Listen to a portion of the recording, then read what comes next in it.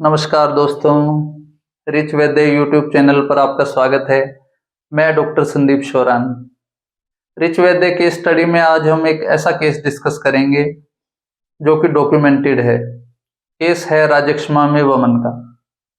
आपको ध्यान से सुनना है क्योंकि हर बार की तरह इसमें आपके लिए रहेगा क्वेश्चन जिसका कि आंसर आपको कमेंट बॉक्स में रिप्लाई करना है। तो स्वर्गीय अप्पा शास्त्री ऐसे राइटिंग कंपटीशन होता है, विषय राजक्षमा में single line of treatment multiple patients पे करके और उनको ठीक करना। पर नाना ने भी इसमें पार्टिसिपेट करने का सोचा, पर उनका अपना अंदाज था। उन्होंने यही सोचा कि ऐसे ही बुक्स में से कंपाइल नहीं करेंगे, पेशेंट्स पे प्रात्यक्षिक करके और फिर उसको लिखेंगे। तो उनके लिए इसमें दो चैलेंजेस थे। एक तो ये कि राजक्षमा में सिंगल लाइन ऑफ ट्रीटमेंट यहाँ पे बोला गया था, जबकि हमारा शास्त्र में जो वर्णन आता है वो हर जगह यही आता है, पुरुष पुरुष विक्ष है। हमारी चिकित्सा प्रति पुरुष डिफरेंट होती है, अवस्थाओं पे होती है। दुष्यम देशम बलम कालम अनलम प्रकृतिम व सत्व सात्म्य आहारश्च अवस्थाश्च पृथक विदा। तो इस तरह से अवस्थाओं को देख के हमें चिकित्सा करनी होती है। एलोपैथिक की तरह नहीं कि फीवर का पेशेंट आया तो पैरासीटामोल दे दी सभी को। हमारे पास ज्वर का पेशेंट आता है तो उसमें अलग अलग में हमें किसी को आनंद भैरव रस, किसी को त्रिभुवन कीर्ति रस, किसी को मृत्युंजय रस, किसी किसी में जीर्ण ज्वर की अवस्था में जय मंगल रस, या अलग अलग प्रकार से हमें अवस्था के अनुसार चिकित्सा करनी होती है। पर यहाँ पे वो बाउंड थे, इसमें कुछ नहीं कर सकते थे। सेकंड चैलेंज उनके लिए था कि नंबर ऑफ पेशेंट्स कहाँ से जुटाए जाएं। तो इसके लिए उनको ख्याल आया कि सिविल हॉस्पिटल में ट्यूबरकुलोसिस का जो वार्ड अलग से है, वहाँ के डॉक्टर से मिलके और कुछ पेशेंट्स की बात कर ली जाए। तो वो जब उन डॉक्टर से मिले, उन्होंने कोई ज़्यादा सीरियसली नहीं लिया। वो आ जाओ कल आओ इस तरीके से टालते रहे। नाना भी अपने धुन के पक्के थे, वो भी जब तब वहाँ पहुँच जाते थे। एक दिन ऐसा ही हुआ, वहाँ पे दो एलोपैथिक डॉक्टर्स के साथ वो इसी विषय पे बात कर रहे थे कि अचानक एक पेशेंट का अटेंडेंट दौड़ा दौड़ा आता है कि पेशेंट को खांसी आ रही है बहुत ज्यादा और उसको उल्टी में रक्त आ रहा है। तो उनको लगा ठीक है, ये अच्छा मौका है इनको वैद्य को यहाँ से भगाने का। वो कहते हैं कि अगर आप इनको ठीक कर देंगे तो हम आपको जो पेशेंट चाहिए वो दे देंगे। तो नाना ने जब पेशेंट को वहां पे देखा तो उसको वासाघृत उन्होंने थोड़ा थोड़ा करके 50 ml वासाघृत चाय में डाल के उनको पिलाया। उसके बाद 2-3 घंटे के बाद वो सब लोग जब राउंड पे गए तो पेशेंट के अटेंडेंट ने बताया, क्योंकि पेशेंट सो रहा था, कि उसके बाद वो मेडिसिन देने के बाद पेशेंट को की खांसी में भी आराम हुआ और उसके बाद उसको फिर कोई कष्ट नहीं हुआ, फिर वो सो गया। तो इस तरह से उनको नंबर ऑफ पेशेंट्स मिलते हैं। फिर वो उसमें सिंगल लाइन ऑफ ट्रीटमेंट में सभी का वासाघृत से स्नेहन करवा के वमन करवाते हैं और पिपली वर्धमान रसायन देते हैं। उसके बाद उसको डॉक्यूमेंट करते हैं और ऑल ओवर इंडिया में सेकंड प्राइज उनको उसमें मिलता है। तो आपके लिए क्वेश्चन इसमें ये है कि राजक्षमा में वमन किस आधार पे। हिंट मैं आपको दे देता हूं। दोषों के स्थान आपने पढ़ लिए हैं, दोष दुष्य आश्रय आश्रय भाव आपने पढ़ लिया है। तो स्थान और आश्रय आश्रय भाव में इसका आंसर छिपा है। अब आपको रूल आउट करना है और कमेंट बॉक्स में रिप्लाई करना है। पिपली वर्धमान रसायन पे एक मैं शॉर्ट वीडियो इसके बाद बनाऊंगा कि आज के परिप्रेक्ष्य में, क्योंकि अब आप 1000 पिपली किसी को नहीं दे सकते हैं जैसे पहले होता था। इसको कंप्लीट डिस्कस करेंगे एक अलग से वीडियो, इसके बाद मैं इस पे बनाऊंगा। अब हम आते हैं प्रीवियस रिच वैद्य केस स्टडी में। हमने साध्वी जी का जो केस डिस्कस किया था उसमें उनको संतर्पण जन्य आहार के निदान पे और उनको वस्ती सुझाई गई थी। तो उसका कारण था संतर्पण जन्य वात विकार से वो डायग्नोज हुई थी। जब पक्वाशय में वात का प्रकोप होता है तो आवरण की स्थिति बनती है। तो यहाँ पे अपान आवृत प्राणवायु थी।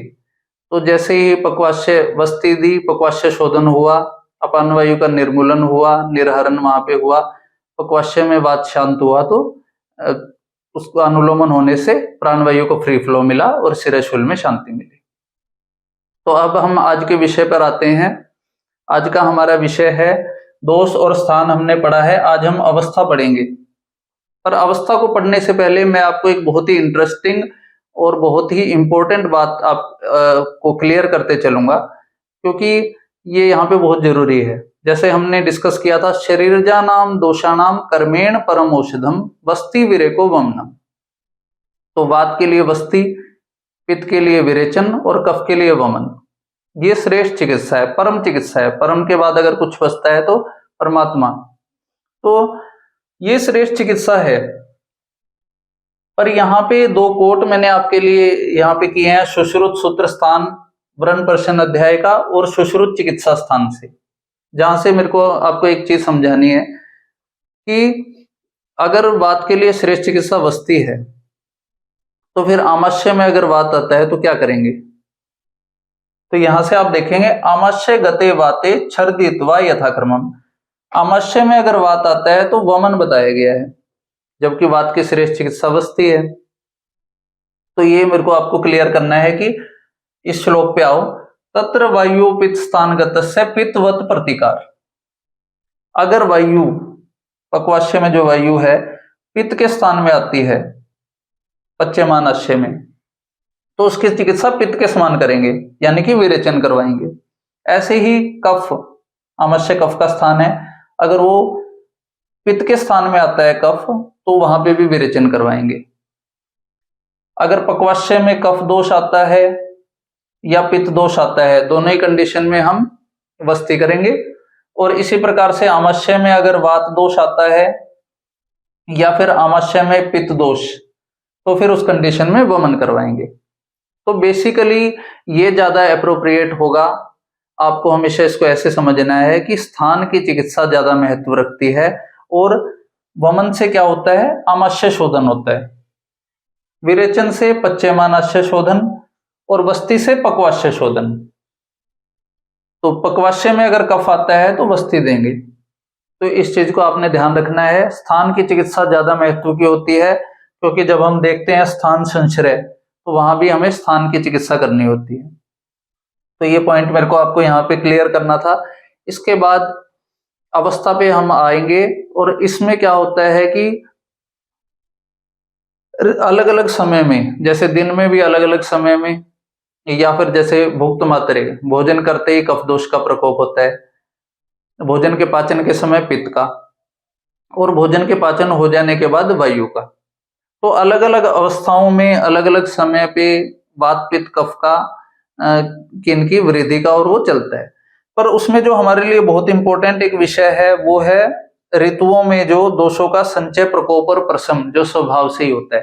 पहले इसको डिस्कस करके ऋतु शोधन पे मैं थोड़ा सा आपको बताऊंगा, फिर आगे हम एक एक पॉइंट करके सब क्लियर करेंगे। तो 6 ऋतुएं होती हैं 2-2 महीने की। उसमें शिशिर, वसंत, ग्रीष्म, ये आदान काल की ऋतुएं हैं, जिसमें सूर्य का बल उत्तरोत्तर बढ़ता है। शिशिर से वसंत में ज्यादा, वसंत से ग्रीष्म में। 3 ऋतुएं वर्षा, शरद और हेमंत, ये विसर्ग काल की ऋतुएं हैं, जिसमें चंद्रमा का बल उत्तरोत्तर बढ़ता है। तो क्या होता है, पहले बात से समझें। संचय का अर्थ होता है किसी चीज का इकट्ठा होना। जैसे मैंने एक चाय के एग्जांपल से आपको बताया था, तो it's worthwhile to repeat that here too. यहाँ पे मैं एक बार रिपीट कर देता हूँ। जैसे चाय बनाते हैं, पहले पानी डालते हैं, फिर उसमें पत्ती, चीनी, अदरक, लौंग, इलायची जो भी डलता है, वहां से लेके दूध डालने तक का जो रहता है वो संचय, कुछ ना कुछ पात्र में संचय हो रहा है। जब उसमें उबाल आने की प्रक्रिया स्टार्ट होती है, तो वो प्रकोप की अवस्था होती है। फिर जब वो उसमें उबाल स्टार्ट हो जाता है और वो पात्र के अंदर ही जब है, और वहीं कहीं उसका स्थान संश्रय हो जाता है, तो वो होता है कि सब स्थान में स्थान संश्रय। और जब वो उबल के किसी केटल से या पात्र से बाहर आ जाती है, तो वो प्रसर की अवस्था, उसको बोलते हैं फिर स्थानांतर। प्रसर के बाद स्थानांतर गमन हो जाता है। तो इसमें वात का संचय ग्रीष्म ऋतु में सूर्य नारायण का बल अधिक होता है, तो शरीर का जो स्नेह अंश शोषित होता है, तो रुक्षता बढ़ती है। तो वात के गुण है रुक्ष, शीत, लघु, सूक्ष्म, जल, विशद, खर। रुक्षता बढ़ती है, वात का संचय होता है, लेकिन वातावरण की उष्णता के कारण रुक्ष, शीत, ये वात के गुण है, पर उष्णता के कारण वात का प्रकोप यहाँ पे नहीं हो पाता है। वर्षा ऋतु में थोड़ा एनवायरनमेंट में शीतता मिलती है, तो वायु का प्रकोप हो जाता है। शरद ऋतु में शमन। इसी प्रकार से वर्षा ऋतु में सभी चीजों का अमल विपाक हो जाता है, तो पित्त का संचय होता है, लेकिन शीत एनवायरमेंट में शीतता होने के कारण उष्ण तीक्ष्ण गुण वाला पित्त प्रकोपित नहीं होने पाता। शरद ऋतु में फिर उसका प्रकोप होता है, हेमंत में शमन। इसी प्रकार से हेमंत ऋतु में अग्नि बलवान होती है, शीत वातावरण होता है, तो जो भी गुरु मधुर पिच्छल वगैरह आहार लिया जाता है, वो कफ जो बनता है वो शरीर में ठोस सॉलिडिफाइड फॉर्म में रहता है, तो इसके लिए उसका प्रकोप नहीं होने पाता है। लेकिन जैसे ही वसंत ऋतु में आदान काल की ऋतु आती है, सूर्य नारायण का बल बढ़ता है, कफ पिघलता है बॉडी में, तो मंदग्नि, श्वासकाश, अति निद्रा, इस प्रकार से कफ की डिजीज उभरती हैं वहां पे, तो कफ का प्रकोप होता है वसंत ऋतु में। तो यहाँ पे मैं ऋतु शोधन के कंसेप्ट पे आपको, जो मेरे नियर डियर्स हैं उनसे तो मैं बहुत बार हमारी चर्चा होती है, ये आयुर्वेद का एक एडिड एडवांटेज है। आयुर्वेद में जो ऋतु शोधन का कंसेप्ट है, इसको आप ऐसे समझे, मैं हमेशा ऐसे ही एक्सप्लेन करता हूँ एक सिंपल एग्जांपल से, कि हमारे पास कोई 2 व्हीलर या 4 व्हीलर है, कोई गाड़ी है, हम उसकी हर साल या 5,000 किलोमीटर, 10,000 या 15,000 किलोमीटर पे उसकी सर्विसिंग करवाते हैं। तो एक तरीके से जो ऋतु शोधन का हमारा कंसेप्ट है, वसंत में वमन, वर्षा ऋतु में वात को करने के लिए वस्ती, शरद ऋतु में रक्त मोक्षण और विरेचन, ये बॉडी की सर्विसिंग का कंसेप्ट है। वो भी मशीन है, ये बॉडी भी एक कॉम्प्लेक्स सिस्टम है, it's just like a machine जिसमें मल्टीपल सिस्टम्स एक साथ वर्क कर रहे हैं। तो अगर किसी भी सिस्टम में कोई फॉल्ट आएगा तो पूरी बॉडी उससे इफेक्ट होगी। अगर हम वात पित्त कफ का टाइमली इनकी प्रकोप अवस्था में ही इन पे शोधन हम करेंगे, ऋतु शोधन जो हम बोलते हैं, और साथ में रसायन वाजीकरण द्रव्यों का प्रयोग करेंगे समय के काल के अनुसार, तो फिर इम्यूनिटी स्ट्रांग रहेगी, वात पित्त कफ से होने वाले डिफरेंट विकार नहीं होंगे। जैसे आप देखेंगे प्रैक्टिस में ही वसंत ऋतु में कफ के पेशेंट्स ज्यादा बढ़ जाते हैं, श्वास काश के पेशेंट्स। इसके अलावा डायबिटीज प्रमेय में भी कफ दोष की प्रधानता, बहुद्रव श्लेष्मा दोष विशेष होता है, तो डायबिटीज के पेशेंट्स भी, नंबर ऑफ पेशेंट्स आपके पास बढ़ जाते हैं। इसी प्रकार से वर्षा ऋतु में आप देखोगे आमवात, संधिवात, या फिर स्पाइन जिनको कटी शूल वगैरह रहता है, L4, L5, L5S1, जो गैपिंग हमने डिस्कस की थी, श्रंस वात का गुण होता है, तो वात से संबंधित ग्रंथि वगैरह। या इसके अलावा एक मैंने आपको बताया था अश्मरी के एग्जाम्पल में, कि वात का रुक्ष गुण पित्त के उष्ण गुण के साथ मिलके और श्लेष्मा के स्नेह अंश को सुखा के अश्मरी फॉर्मेशन होती है। तो यहाँ पे वात का प्रकोप होता है, पित्त का संचय होता है, तो ऐसी कंडीशन बन जाती है। अश्मरी के पेशेंट्स भी पेनफुल कंडीशन में इस समय में हमारे पास ज्यादा आते हैं। इसी प्रकार से शरद ऋतु में आप देखेंगे तो पित्त, रक्त और पित्त का आश्रय भाव होता है, तो उस समय में विसर्प, वात रक्त पित्त, अमल पित्त, इस प्रकार के पेशेंट्स हमारे पास, नंबर ऑफ पेशेंट्स बढ़ जाते हैं, हाई ब्लड प्रेशर। तो अगर हम ये शोधन की प्रक्रिया ऋतु शोधन में करेंगे और इसमें जैसे जैसे आपका इस विधि से चिकित्सा करेंगे, तो पेशेंट्स का जब आप में ट्रस्ट बिल्ड होगा, पेशेंट्स को के साथ थोड़ा थोड़ा आप डिस्कस भी करेंगे, तो हमारा आयुर्वेद इस तरह से है। धुले में भी जो प्रवीण सर पेशेंट्स से, तो उनको भी वात पित्त कफ की इतनी जानकारी हो गई थी, उनको ये पता लग गया था कि अब वसंत ऋतु है, तो वो खुद पेशेंट आते थे कि अभी वसंत है तो मेरा वमन करवा दो आप, ऐसे ही शरद में रक्त मोक्षण और विरेचन के लिए। तो इस तरह से जब पेशेंट्स आपके पास आना शुरू होते हैं, तो एक तो आप उनको स्वास्थ्य लाभ देते हो, और दूसरा आपका पेशेंट आप में ट्रस्ट करता है, नंबर ऑफ पेशेंट्स भी आपके बढ़ते हैं। तो ये ऋतु शोधन का कंसेप्ट हमारे लिए बहुत ही ज्यादा मायने रखता है। हमें चिकित्सकों को खुद भी डिफरेंट समय में ये सब प्रोसीजर्स करा के अपने बॉडी की एक तरह से सर्विसिंग करनी चाहिए। हमें खुद भी स्वस्थ रहना है और ज्यादा से ज्यादा लोग स्वस्थ रहें। जो आयुर्वेद का प्रथम प्रयोजन है, स्वस्थ से स्वास्थ्य रक्षणम, उसमें ये ऋतु शोधन का कंसेप्ट सहायक है। तो इसको समझने के बाद अब आप रसों का, 6 रस होते हैं, मधुर, अम्ल, लवण, कटु, तिक्त, कषाय। इन सभी रसों का दोषों पे जो प्रभाव पड़ता है, तो हमने यहाँ पे देखो, मधुर रस में पृथ्वी और जल ये महाभूत रहते हैं। अम्ल में पृथ्वी अग्नि, लवण में जल अग्नि, कटु में वायु अग्नि, तिक्त में वायु आकाश, कषाय में वायु पृथ्वी। तो हमें पता है कि वात वायु और आकाश से बना है, पित्त अग्नि, कफ जल और पृथ्वी से। तो पहले तीन रस मधुर अम्ल लवण, पृथ्वी पृथ्वी जल, ये कफवर्धक रस हैं। तीनों में वायु है, कटु तिक्त कषाय, ये वातवर्धक रस हैं। और अम्ल लवण और कटु, इनमें तीनों में अग्नि है, ये पित्तवर्धक रस हैं। तो ये आपको क्लियर हो गया। इसके बाद हम हमारे आज के टॉपिक पे आते हैं। संचय, प्रकोप, प्रसर, स्थान संश्रय, व्यक्त और भेद, ये क्रियाकाल होता है। जितना जल्दी क्रियाकाल होता है चिकित्सा का अवसर, जितना जल्दी आप चिकित्सा कर देंगे, अगर संचय दोषों का भी हो रहा है वहीं पे आपने चिकित्सा कर दी तो प्रकोप की अवस्था नहीं आएगी, प्रकोप से फिर प्रसर, इस तरह से उत्तरोत्तर अवस्थाएं नहीं आएंगी। तो क्या क्या लक्षण होते हैं इन अवस्थाओं के हमें पता होने चाहिए, क्योंकि डिफरेंट डिफरेंट रोगों में भी जब प्रकोप या प्रसर के लक्षण आएंगे तो उसके अनुसार, अवस्था के अनुसार आपको चिकित्सा करनी होती है। और जैसे मैंने बताया था, जब ऋतु शोधन का कंसेप्ट में हमने डिस्कस किया था, जब इस तरह से पेशेंट्स आपके पास आने शुरू होते हैं तो फिर एक समय आता है जब आपको इन अवस्थाओं में भी, संचय, प्रकोप, प्रसर, इन अवस्थाओं के पेशेंट्स भी देखने को ओपीडी में मिलेंगे। जब आपका पेशेंट्स आपके पास कुछ भी थोड़ी बहुत उसको सिम्टम्स आए और वो आएगा, तो ये भी पेशेंट्स आपको वहां पे देखने को उसमें मिलेंगे। संचय में वात के संचय के क्या लक्षण है, जहां भी वैक्यूम होगा वहां पे वात आ जाता है।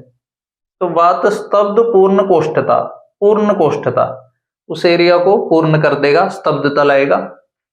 पित्त में, अष्टांग हृदय में आप जब पित्त वृद्धि के लक्षण वहां पे पढ़ोगे तो वहां पे है पीत, विण, मूत्र, त्वक, नेत्र। तो पीले वर्ण के मलमूत्र त्वचा का वर्ण और नेत्रों का वर्ण पीत वर्ण का हो जाता है। मंद उष्मा च अंगानाम, स्पर्श करने पे शरीर में हल्की हल्की उष्णता महसूस होती है। कफ में गौरव, आलस्य, गुरुता और आलस्य, ये कफ के संचय का लक्षण है। प्रकोप में, वात के प्रकोप में कोष्ठ तोद बताया था जहां वेदना आएगी वात, कोष्ठ तोद, संचरण चल गुण आ गया वात का यहाँ पे। पित्त में अम्लिका, खट्टी डकारें आना, प्यास अधिक लगना, दाह होना, ये पित्त के प्रकोप का लक्षण है। अन्न द्वेष, भोजन में रुचि ना होना, हृदय उत्क्लेद, जी मचलाना, ये कफ के प्रकोप का लक्षण है। फिर प्रसर, विमार गमन, अब प्रसर होगा तो वात अपने मार्ग से दूसरे मार्ग में जाएगी, विमार गमन होगा, आटोप लक्षण होगा। पित्त में ओष, चोष, परिदाह, धूमायनानी, ओष अग्नि के पाशर में ही, चोष में स्वेद, अरति, दाह के साथ, और परिदाह में दाह, धूम, ये सब लक्षण पित्त के प्रसर अवस्था के हैं। कफ के प्रसर में भूख ना लगना, भोजन का ठीक से पाचन ना होना, अंगमर्द, छर्दी, वमन की कंडीशन होती है। यहां से फिर दोषों का जब प्रसर हो जाता है तो फिर स्थान संश्रय की अवस्था आती है, जिसको पूर्व रूप की अवस्था भी बोलते हैं। यहाँ पे रोगों के पूर्व रूप प्रकट होने शुरू हो जाते हैं।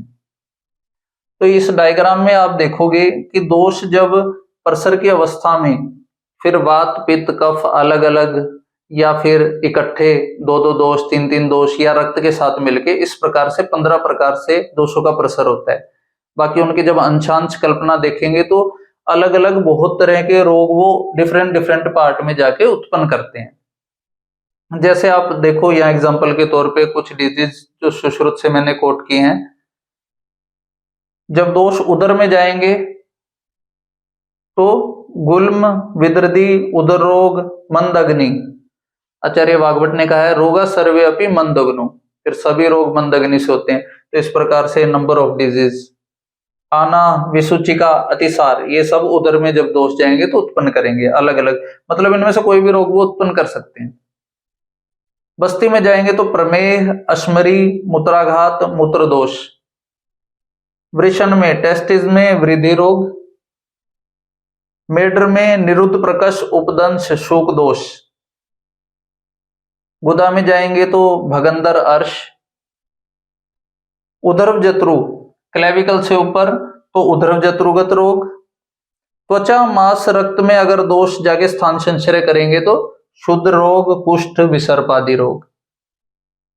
मेद धातु में दोषों का संचय होगा तो ग्रंथि, अपची, अर्बुद, गलगंड, अलजी। अस्थि में होगा तो विदृधि। पैरों में जाके दोष अगर संचित हो गए तो शलीपद, वात रक्त, वात कंटक। सर्वांग में ज्वर, सर्वांग रोग। तो जहां दोषों का स्थान संश्रय हुआ उसी के अनुसार रोग। तो हमारे आयुर्वेद में एक श्लोक आता है, विकारा नाम कुशलो न जिह्नियात कदाचन, न ही सर्व विकारा नाम तो अस्ति ध्रुवा स्थिति। कि अगर आपको किसी विकार का नाम आप नहीं बता पा रहे हो, मान लो उधर में कुछ कुछ आपको लक्षण मिले, पूर्व रूप या लक्षण, पर आप उससे उसका कोई डिजीज का स्पेसिफिक नाम नहीं दे पा रहे हो, तो आपको उसमें लज्जित होने की कोई आवश्यकता नहीं है। शास्त्र कहता है कि इन दोषों के अलग अलग अंशांश कल्पना, किस अंश में ये मिल रहे हैं, आपस में कौन कौन से दोष मिल रहे हैं, फिर किस स्थान पे जा रहे हैं, तो अलग अलग लक्षण उत्पन्न हो सकते हैं। आपको ये इतना पता होना चाहिए कि कौन सा दोष किस स्थान में गया है, तो यहां से आप उस चीज को समझ पाएंगे। रोग नाम इंपॉर्टेंस नहीं है, रोग का नाम इंपॉर्टेंट नहीं है, टाइम एंड प्लेस, कब और कहां, ये इंपॉर्टेंट है। तो जैसे टाइम में आप ये भी देख सकते हैं कि बाल्यावस्था में है, युवावस्था में है या वृद्धावस्था में, क्योंकि हमें पता है बाल्यावस्था कफ का काल है, युवा पित्त का, वृद्धावस्था वात का। तो वो चीज है। या फिर भुक्त मात्रे, भोजन करते ही कष्ट बढ़ रहा है, या भोजन के पाचन की प्रक्रिया के दौरान कष्ट बढ़ रहा है, या भोजन के पाचन हो जाने के बाद बढ़ रहा है। फिर सुबह शाम में किस समय कष्ट बढ़ रहा है। उसके बाद वर्षा ऋतु में, शरद ऋतु में या वसंत ऋतु में किस समय में कष्ट बढ़ रहा है। तो व्हेन, कब, टाइम इंपॉर्टेंट है, एंड प्लेस, किस स्थान में दोष गए हैं, क्या दोष दुष्य समूर्छना हुई है। तो ये इंपॉर्टेंट विषय होता है हमारी चिकित्सा में, रोगों का नाम इंपॉर्टेंट विषय नहीं है। तो इसके बाद आता है व्यक्त अवस्था, जिसमें यही सारे रोग पूर्व रूप जो थे बाद में वो रोग में कन्वर्ट, हम उसको नाम दे पाते हैं, ज्वर है या कौन सा रोग है, तो वो होता है व्यक्त अवस्था, जिसमें स्पष्ट लक्षण आ जाते हैं। और फिर भेद अवस्था, जिसमें कि ज्वर, अतिसार आदि दीर्घ काल तक रोग का अनुबंध रहता है, या जो शोफ आदि थे वो व्रण अवस्था को प्राप्त हो जाते हैं, वो होती है भेद अवस्था। तो ये आज का हमारा टॉपिक था। ये एक और स्टेप आज हम आगे गए हैं, दोष, स्थान, अवस्था अब हमने पढ़ ली है। अब एक पिपली वर्धमान रसायन को एक्सप्लेन करके एक वीडियो में, और फिर हम आएंगे आश्यों पर। 7 आश्य होते हैं, स्त्रियों में एक गर्भाशय अलग से होता है, तो आश्यों को समझेंगे। उसके बाद एक एक स्टेप इसी तरीके से हम आगे बढ़ते चले जाएंगे। आश्यों के साथ हम अश्मरी रोग को और उसकी डिजीज को और उसकी ट्रीटमेंट को लेंगे, ये हम उसमें नेक्स्ट टॉपिक में पढ़ेंगे। तो इस लेक्चर में इतना ही। आपने जो केस स्टडी में आंसर को फाइंड आउट करके कमेंट बॉक्स में रिप्लाई करना है। और इसी के साथ आप सभी के लिए मंगल की कामना करते हुए मैं इस लेक्चर को यहीं पे विराम देता हूं। सबका मंगल हो। नमस्कार।